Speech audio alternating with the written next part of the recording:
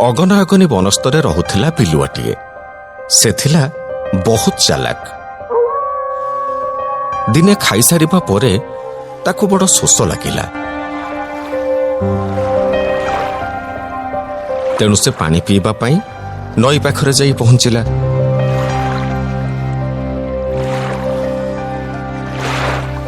ନଈ ଭିତରେ ଥିଲା ଗୋଟିଏ କୁମ୍ଭୀର। ସେ ଅନେକ ଦିନରୁ ଭୋକିଲା ଥିଲା। ଯେମିତି ବିଲୁଆଟି ପାଣି ଭିତରକୁ ପଶିଛି, କୁମ୍ଭୀର ବିଲୁଆ ଗୋଡ଼କୁ ମାଡ଼ି ବସିଲା। ହେଲେ ବିଲୁଆ ତ ମହାବୁଦ୍ଧିଆ।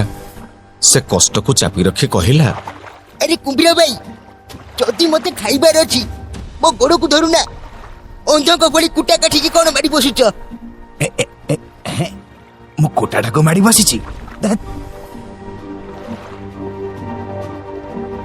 ଏତିକି ଭାବି କୁମ୍ଭୀରଟି ବିଲୁଆ ଗୋଡ଼କୁ ଛାଡ଼ିଦେଲା।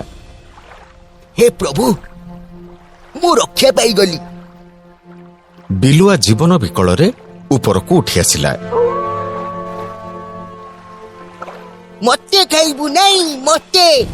ତୋ ମୁଣ୍ଡରେ 5 ପଇସାର ବୁଦ୍ଧି ନାହିଁ, ଆଉ ଚାଲି ଆସିଲୁ ମତେ ଖାଇବାକୁ?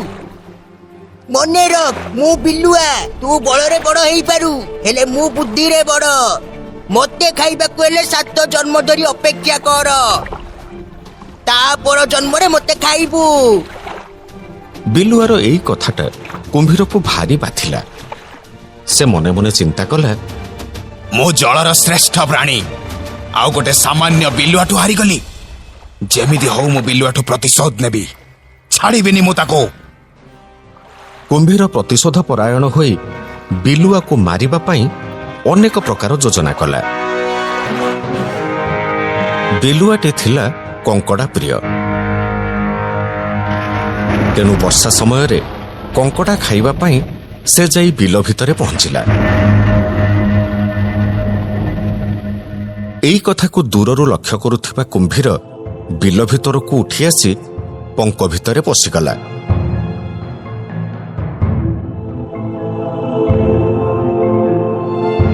ସେ ଭାବିଲା ଯେ ବିଲୁଆ କିଛି ଜାଣିପାରିବନି, କିନ୍ତୁ ବିଲୁଆ ତ ମହାଚାଲାକ। ସେ ଜାଣିପାରିଲା ଯେ ଏଠି କୁମ୍ଭୀର ଲୁଚିଛି।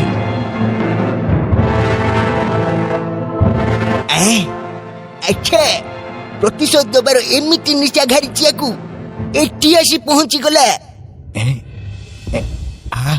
ମୋ ପାଖକୁ ଆଜି ତ ବେକକୁ ମୋଡ଼ି ରକ୍ତ ପିଇଯିବି। ଆରେ ଆରେ ଆରେ, ସେଠି ଅଣ୍ଡୁଳିଟା ପଡିଛି ନା କଣ? ଇଏ କଣ ଅନ୍ଧୁଳି କହିଲାଣି ମତେ? ଅଣ୍ଡୁଳି ତ ହେଲେ ଚଲାବୁଲା କରେ, ହେଲେ ଇଏ ତ ହଲୁନି। ନା, ଇଏ ଅଣ୍ଡୁଳି ନୁହଁ। ଆରେ ତାହେଲେ ମତେ ତ ହଲିବାକୁ ପଡିବ। ବିଲୁଆ କଥା ଶୁଣି କୁମ୍ଭୀର ହଲିବାକୁ ଆରମ୍ଭ କଲା। ଆଉ ବିଲୁଆ ସ୍ପଷ୍ଟ ଦେଖିପାରିଲା ଯେ ଇଏ କୁମ୍ଭୀର। ଇଲୋ ବୋଉଲୋ, ଖାଇଲା ମୋତେ। ବିଲୁଆ ଗୋଟାଏ ଖେପାକେ ଯାଇ ନିଜ ଗୁମ୍ଫା ଭିତରେ।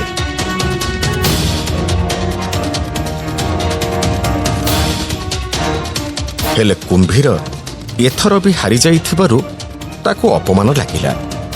ସେ ଆଉ ଗୋଟେ ସୁଯୋଗକୁ ଅପେକ୍ଷା କଲା, କିନ୍ତୁ ଏପଟେ ବିଲୁଆ ବଡ଼ ଚିନ୍ତାରେ ପଡ଼ିଗଲା।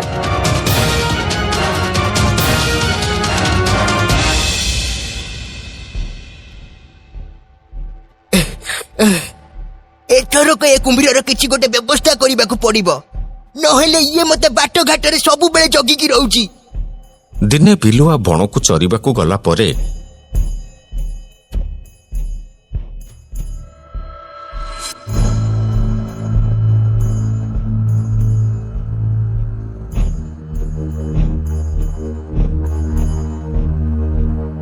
କୁମ୍ଭୀର ଆସି ତା ଗୁମ୍ଫାରେ ପଶିଗଲା। ଆଉ ବିଲୁଆ ଫେରିବା ବାଟକୁ ଅପେକ୍ଷା କଲା। କିଛି ସମୟ ପରେ ବିଲୁଆ ବଣରୁ ଫେରିଲା। ସେ ଦେଖିଲା ଗୁମ୍ଫାକୁ ପଡ଼ିଥିବା ରାସ୍ତାରେ ଗୋଟେ ଚିହ୍ନ ପଡ଼ିଛି। ତାକୁ ଦେଖି ବିଲୁଆ ଜାଣିପାରିଲା ଯେ ତା ଗୁମ୍ଫାରେ କୁମ୍ଭୀର ପଶିଛି। ବିଲୁଆ ଗୋଟାଏ ଉପାୟ ଚିନ୍ତା କଲା।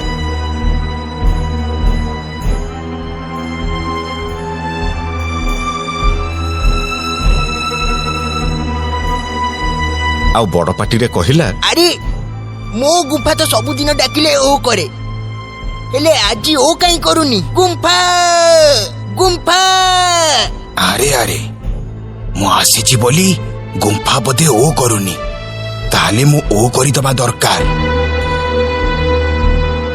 ଗୁମ୍ଫା ଓ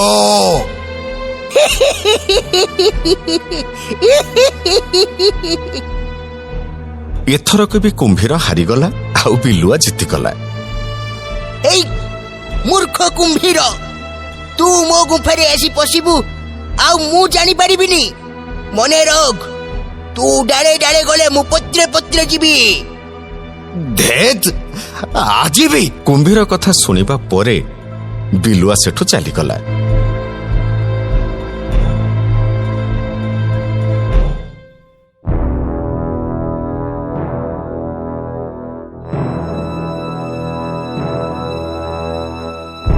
ବିଲୁଆ କେମିତି କୁମ୍ଭୀରକୁ ସମୂଳେ ବିନାଶ କରିବ, କେବଳ ସେଇ ଚିନ୍ତାରେ ଲାଗିଗଲା। ସେପଟେ କୁମ୍ଭୀର ବି କେମିତି ପ୍ରତିଶୋଧ ନେବ ସେ ବିଷୟରେ ଚିନ୍ତା କରିବାକୁ ଲାଗିଲା।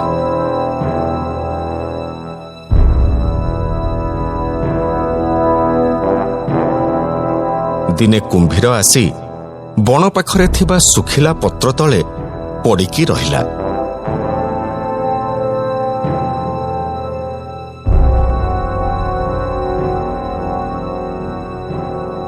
ସେଇଟା ଥିଲା ବିଲୁଆର ଯିବା ଆସିବା ରାସ୍ତା।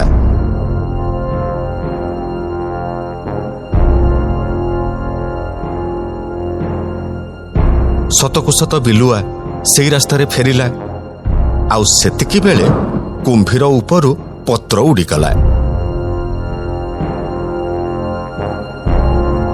ବୋକା କୁମ୍ଭୀର, ଆଜି ତୋର ଶେଷ ଦିନ। ଦେଖ ଦେଖ ମୁଁ ତୋର କି ଅବସ୍ଥା କରୁଛି। ତୁ ମୋର ଶତ୍ରୁ, ଆଉ ଶତ୍ରୁକୁ ଛାଡ଼ିବା ଜମା ଠିକ ନୁହଁ। ବିଲୁଆ ଦେଖି ଜାଣିପାରିଲା ଯେ କୁମ୍ଭୀର ପତ୍ର ତଳେ ଜଗିକି ରହିଛି।